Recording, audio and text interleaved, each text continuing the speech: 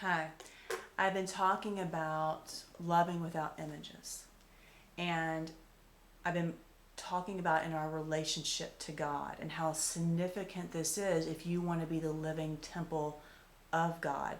Because the only way that He can dwell within you is that if you don't have any image of Him. Okay? And so that means you can't have any traditions placed on your connection to God and your understanding of Him. All that you have is what He is creating in this present moment of who He is, and it's coming out of His perfect divine character. And so everyone that is becoming a part of the living temple will exude that divine character, but as different flowers are, a lily, a rose, an orchid, they're all beautiful, they're all gorgeous, but they're different and they look different. Those of the living temple, that's how it's going to be. They're going to be these different expressions as God creates their expression, as God creates their realities, God creates their life as He desires for it to be, because He's now in control. Okay, for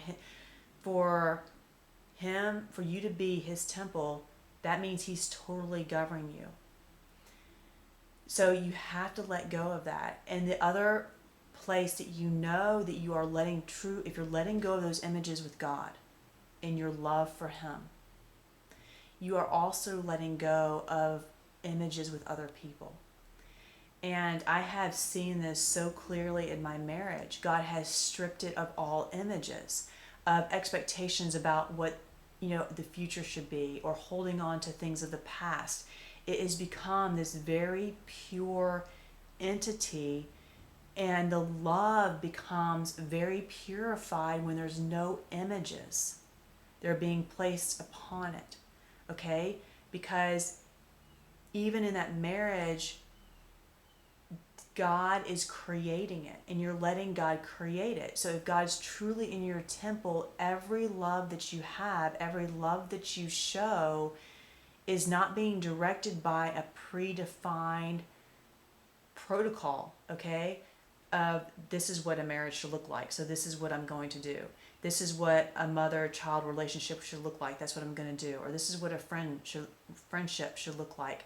Again, it's going to have all the characteristics of God, but you can't put it in some set, defined boundaries, just like you can't do God. You have to let it evolve and let it grow and let it become whatever God wants it to become. And we don't know. We don't know what He has in store for us. But this is what you know with God, is that He's always making your present moment better. And that is absolutely what I have experienced as I have sought Him.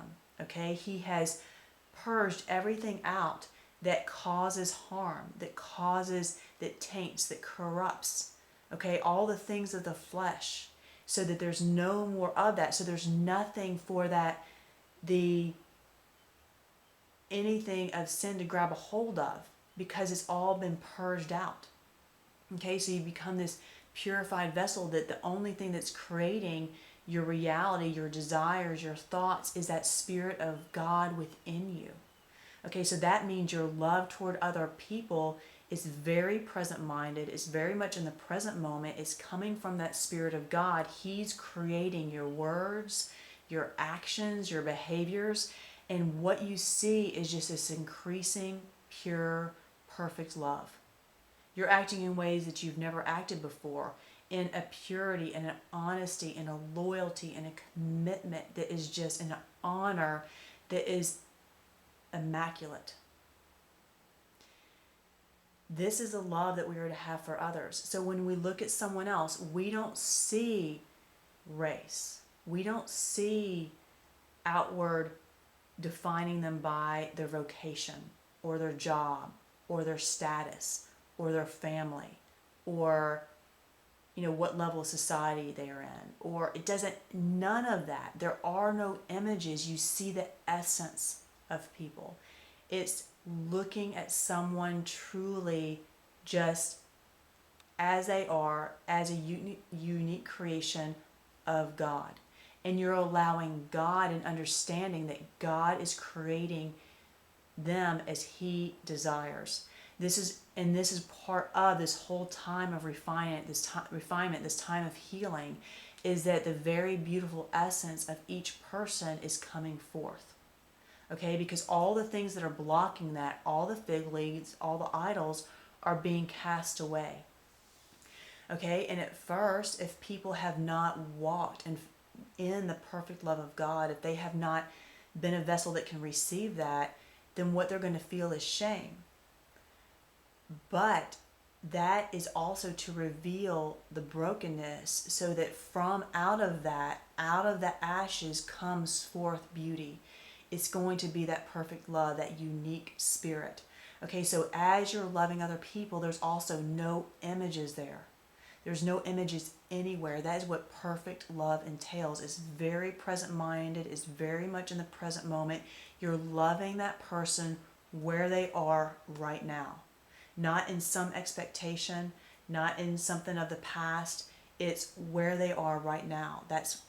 And you're seeing the very essence of them, realizing anything that covers them is just corruption that's being burned away. Okay? This loving without images is central to those who are becoming filled with the breath of God. With those that are those that are the temple, and they're being filled with the glory of God, that cloud, which is that breath of His, that life.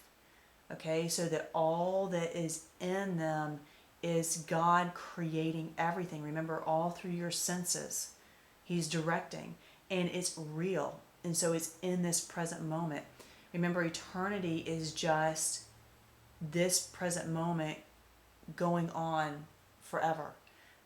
But with eternity and perfection, in its perfect state, it's always getting more perfect, because it's always growing. It's always expanding. God is life. He grows. He fills. When He comes into His creation, it just grows and expands. That's why you cannot have any of these images, because we are moving into a time where we're going to start experiencing a reality we've never experienced before. Okay, because again, the mind has not comprehended what God has had in store for those who love Him. So those who are receiving that perfect love are moving into a whole new reality. That's why I say they're becoming like a new race, because God's creating everything, and it's beautiful and it's perfect, and it can hold no images, because its very nature, the very spirit, cannot be contained by a static image. So the only image that you have is what you're experiencing right now. So when I'm in a relationship with my husband, everything that I'm experiencing, yes, there is an image of what our marriage looks like. You can see the two of us, but that's the only thing. It's alive. It's a living thing, because it's always in the present moment. It's not being tied to the past, even yesterday. It's not tied to the future, because we don't know what that will be. We're letting God create it. So it's living, and it's beautiful, and it's perfect, because it's allowing that love of God to flow perfectly as He wills, because there's nothing confining it. Learn what it means to love without images, to love God without images, to love others without images. Because when you start understanding that, then you're moving into that perfect love, to be able to give it and to receive it. And as you move into that, you become an entity which is able to hold the Spirit of God. But the Spirit of God, it can always exude out through you, because there are no boundaries that you set on that. So it's a breathing, living, growing, ever expanding. He can expand as much as He wants, because you have no images on it. And that's true with Him and with everyone else, because your love with Him is totally connected to your love to others. That's why you can't love God and hate your brother. It doesn't work that way. Love is love. If you really have that love in you, that's what you're feeling. That's what you're extending out to others. You know them by their fruit. It's the fruit of that Spirit. If the Spirit of God is truly within you, that is what's pouring forth.